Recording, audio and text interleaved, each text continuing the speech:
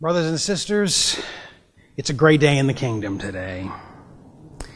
And I greet you in the name of the Father, and of the Son, and of the Holy Spirit, and count it a privilege to speak to you on the occasion of our 104th Diocesan Convention, and, if you can believe it, in the 8th year of my episcopate.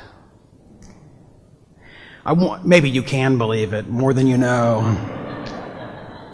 I want to share with you once again my heartfelt thanks for the privilege to serve you in this capacity.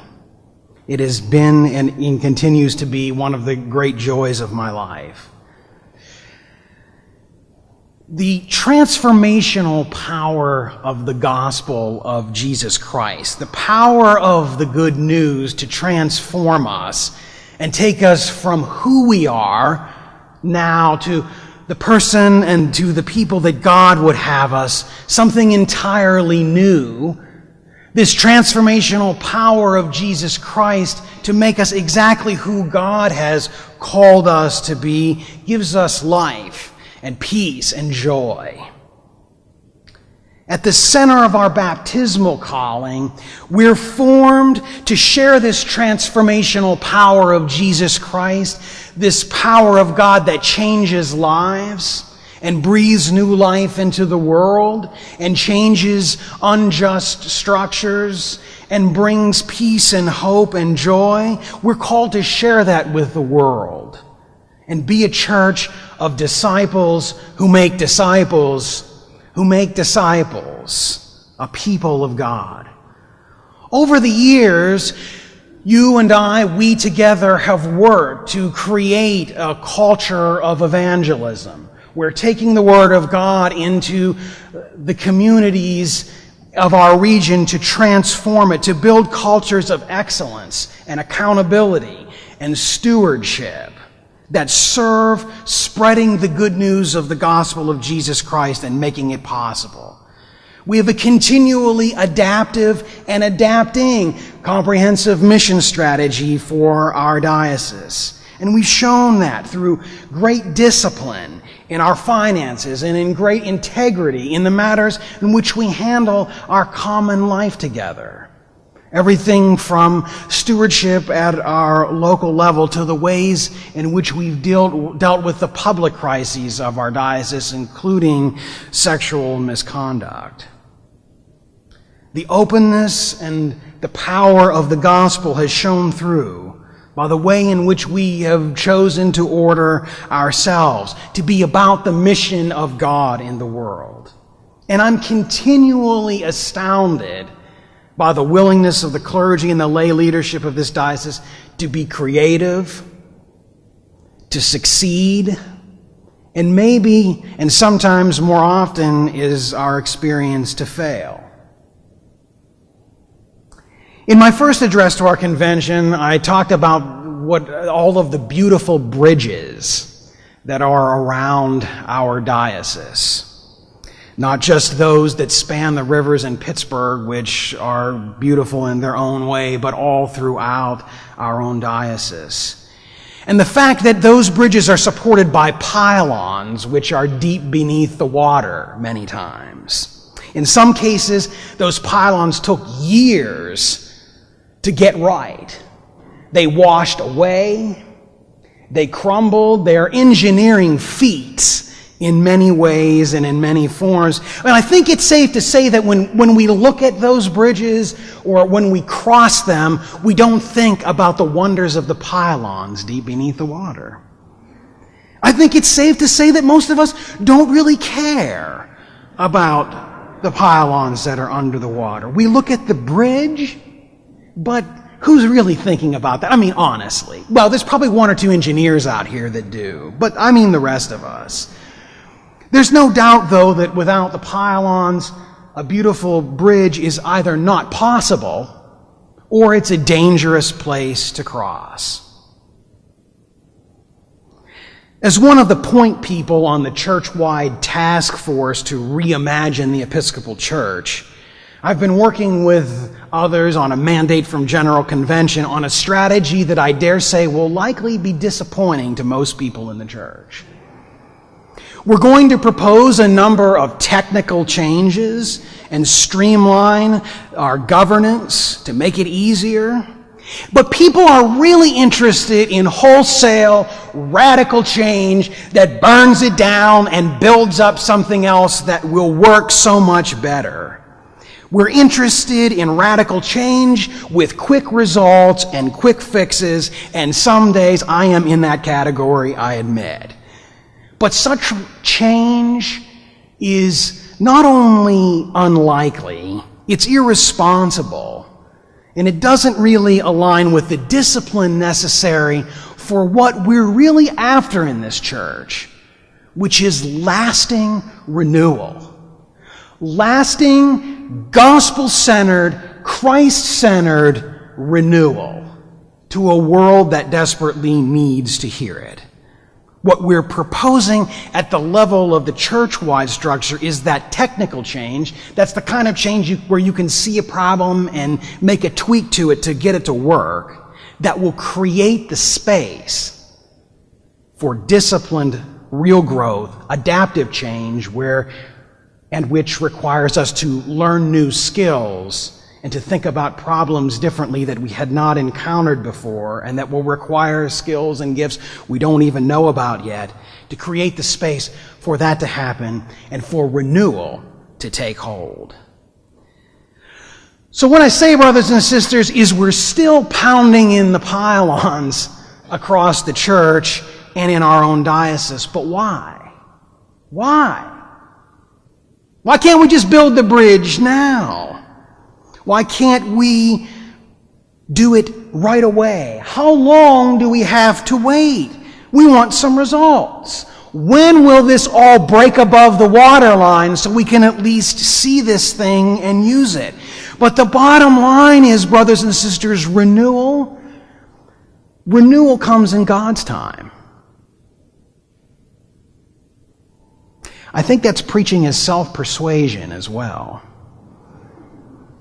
Renewal comes in God's time, and ours is to be found in a posture of readiness and humility to receive the renewal that comes through by God. I want to relay to you a story from Jim Collins' book called Great by Choice, in which he relays the story of two experienced mountain climbers from a climb that they took in May of 1999, Malcolm Daly and Jim Donini.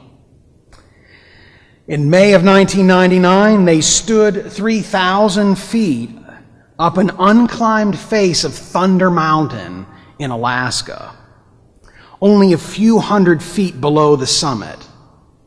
Daly offered to his friend Donini to go up to the summit first, but Donini declined and offered the gift to his climbing partner. Less than an hour later, Daly, the one who had tried to climb to the top, would be dangling at the end of a rope with his legs shattered, beginning an epic fight for his life, a life that would forever be transformed by losing his feet. Daly climbed toward the summit. On his way, they didn't have that much further to go, swinging his axe like a giant claw going up the side of an ice-strewn mountain, with boots called crampons, which are boots with very large spikes on the end, walking up the side of this mountain, a safety rope harnessed to his waist with his partner below, with a fail-safe stop to feed the rope through that would kind of jerk like a seatbelt sometimes does. They had this really planned. Donini remained anchored to the wall. Daly climbed up the wall, and the plan is that Daly would climb to the summit, putting in ice screws on the way up, twisted into these frozen sheets of ice, anchor himself to the top of the mountain, and pull his friend up, help his friend get to the top. With only about 15 feet to go on the mountain, Daly reached a section of rock where he could place no protection. No problem, though. A few final feet of climbing looked very easy, so he placed his left hand out on a jut of rock and was groping for it. And he thought to himself, this next move is easy. We're essentially there. All he had to do was grab and move. And with only 15 feet to go, something gave way. And he fell 10 feet, 20 feet, 30 feet, banging up against the side of the mountain, 40 feet, 60 feet, 70 feet. He banged into the side of his partner with his boots and ended up ripping his entire thigh. He did not kill his friend, though. He continued down the side of the mountain, hurling past him 60 feet, 70 feet, 80 feet more. He slammed to the side of the mountain. Something sharp cut 10 of the 12 strands of the cord that was holding him. And by the time he stopped at the side of the mountain, he was unconscious with 2 remaining 2-millimeter strands of rope, keeping him from that and absolute disaster. His friend Donini looked down and was calling to him, "Are you alive? Is everything okay? What's going on?" And he heard nothing. When Daly finally came to, he was there with his legs shattered, with compound fractures, with his feet basically dangling useless, and the only thing he said he could feel were his bones rubbing together. So his friend descended, and they tried to engineer a self-rescue, but realized that given his physical state, it was going to be impossible. So they had to engineer a different kind of rescue and basically go get help. So Donini climbed 3,000 feet down the side of this mountain with his thigh in the condition that it was, 3,000 by himself, without a single misstep. Now, when he got to the bottom, to the base camp area, he would have had to go several hours to a ranger station. But it just so happened that his friend, the owner of a local air support company, was flying over that very valley. And he waved his friend down, and they were able to get to a ranger station, which turned out to be critical. Because by the time they organized the rescue, there were storms on the way. And 3 or 4 hours would have meant that there was no way they could have attempted a rescue. Instead, they were able to get a helicopter, race the weather, and pluck Daly from the side of the mountain. Was this simply luck or circumstance? Well, there was bad luck. Daly's seemingly solid stance, another 15 feet to go when something gave way. And lots of good luck. The slices of rope that did not give away, the fact that Daly wasn't killed when those crampons came his way, that he didn't kill Donini on the way down, all of this. But if it would have taken 5 hours longer, Daly would have been dead. But still, there's some important context here, which is really the point. Daly prepared well in advance. Well in advance. He drew on tremendous physical reserves sitting at the top of that mountain. Physical reserves, wilderness experience, born by layers of fitness, by thousands of hours of training, of running and hiking and mountaineering. He'd also prepared mentally for this kind of an expedition by reading about other such expeditions like Ernest Shackleton's ill-fated trip to Antarctica in 1916, in which he learned that that wallowing in misfortune and bad luck increases the risk of danger in such a situation. And so he would later say, "I loved my feet, but there was nothing I could do that would affect the outcome of my feet other than worry about them, which would reduce my chance of survival. So I put that thought on the shelf." He made a plan to stay alive in those kind of sub-zero temperatures, to stay warm and not get hypothermic. He set forth a regimen to do 100 windmills on one arm and rotate 360 degrees, and then 100 on the other arm, and then 100 stomach crunches, and then repeat this over and over and over again. Not almost 100 or approximately 100, exactly 100 of each, over and over again. Now, if that's making you tired, it makes me tired, but he kept up this regimen. He later reduced it to 50, exactly 50, and then to 20. But he had the stamina and the capacity to keep this up for 44 hours. This is not good luck. He had the right partner in Jim Donini. Daly always chose partners with great care. It was the ultimate hedge in uncertainty, is who you have on the mountain with you. He'd logged thousands of hours on mountains from Patagonia to the Himalayas, capturing some of the first ascents in history, and one of only a handful of people in the world with the skill to make a solo descent 3,000 feet with a punctured thigh. When the rescue began, Daly prepared for the helicopter as he was on the side of the mountain. This guy is not only doing these windmills and exercises, but preparing for the helicopter rescue because he'd read about them and knew what would keep the helicopter from rescuing him. So he sliced away everything from his body that was possible, especially around his legs, and he chipped away residual ice that might have frozen to the wall. And he knew to take these steps because he had prepared and he was ready. And this brings me to maybe the most significant element of his survival. And that is, he built relationships with people who loved him and would risk their life for him.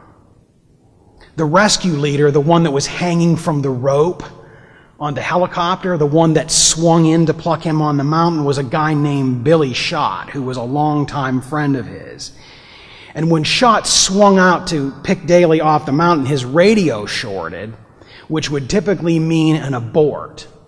But he wanted to get his friend off of that mountain, and he said, I'm doing this anyway. And he grabbed him off the mountain, and he had him in a bear hug going up to the helicopter, and he said to his friend, do you know who I am? And he couldn't see him because he had one of those visors on. He lifted up his visor. He said, it's your friend, Billy Schott. I just had to do this. I had to come and get you. Daly's friend came to save his life. Luck and circumstance played a role, but it didn't save Daly in the end. People did. Luck and circumstance do not save us. Jesus Christ saves us. And our relationships with each other are the expression of Christ's love in this world. Take us forward. The grace of Jesus Christ makes us new. It gives us the imagination and the power and all that we need to reimagine our church, to receive the renewal that Jesus Christ has, the relationships that we are building with each other now, congregation to congregation, person to person, diocese to diocese, puts us in the place where we're ready to receive, where we've built the relationships necessary to weather the storm that is the current change and craziness across Christianity in this time, in this place, to come out the other side the way that God would have, to live into this imagination that God would have. And it's a crazy time, a time of tremendous transition. Think of the Council of Jerusalem, something we typically get up in the morning and like to think about. Talk about a time in the church that was crazy. We didn't know what to do with, I say we, loosely, didn't know what to do with Gentiles. What are we going to do with these people? They had to get together, and because of the relationships they built with each other, not all of them were great, let me tell you. Peter and Paul weren't, tight buds. There was a lot of disagreement about what to do with the Gentiles, but for the sake of the other, for the sake of the one who was not them, they changed. And it was huge. And most of us, I dare say, in this room would not be here if the Council of Jerusalem had not made some significant change. They had to receive the grace and imagination of God, and it was hard. They had to embrace community and the essence of community, which are relationships. And so the question we ask ourselves in this diocese is we work together through helping to transform our region, which, as we know, is not what it once was, but God has a plan and a future for. As we do that, we ask ourselves, are we willing to bear each other's burdens, and to what extent are we willing to do that? As much and as long as it takes to make a difference, as much and as long as it takes to live into God's preferred future for us. This level of deep collaboration means that renewal is possible in God's time and that we will be ready to receive it. But we find ourselves in a strange place, no doubt. A rather odd time across the church and in our own diocese. This is a time of enormous transition. Never mind the cataclysmic changes in the church. We're facing that right here. A number of our congregations are in transition in a variety of ways, preparing to receive new leadership, living into new collaborative relationships, thinking of Brookville and Dubois and Youngsville and Warren, and the relationships also that are being built across the deaneries, particularly in the Northeast. Living into new and deeply collaborative relationships, making course corrections and modifications to early congregational development experiments like St. Mark's in Erie and St. Jude's. And oh, by the way, entering into a collaborative relationship with another diocese to share the bishop and other resources between our two dioceses, all in the midst of making a diocesan-wide course correction to the comprehensive mission strategy. Is there anything else? The diocesan community is busy, but it's a disciplined kind of preparation busy. We're climbing a steep mountain with uncertain outcomes, but our discipline in prayer, discernment, thought, and action, buttressed, of course, and always and only by the grace and mercy of God in Jesus Christ, propel us toward deeper mission and call us to renewal. For these last several years, we've exercised deep humility in the truest sense of the word. That is, taking inventory of our strengths and weaknesses. No good to be humble about what we're not good at when we don't know what we are good at and for. What is God calling us to do together? That's why taking this inventory, seeing where we are, helps us, especially in a diocese where business as usual is not really even possible. Even if we wanted to do that, we can't here. And that is a gift that God has given us. You might say, how in the world is regional decline? How does that a gift, and how does that put us ahead? It makes us do and calls us to do things that we would not otherwise be predisposed to do. God, we will take this and receive this as a gift and turn it toward the uses that God would have for us. We've been talking about collaboration and bearing burdens and gifts amongst ourselves and the individual congregations, and the necessity to pray for God to teach us how to do this better and to call us deeper. Not long after convention, after praying for these collaborative relationships last year particularly, an opportunity came our way. The church, in the person of the presiding bishop, came to us, and not just me, to us, to ask whether our diocese would partner with another diocese who was struggling in ways that we had in the past and in many ways still are, to share a bishop and the relative strengths and weaknesses of each diocese together. It seemed a little crazy. At first, maybe even impossible. But we, our standing committee and I, decided that we would say yes to this opportunity. But that's not the whole story.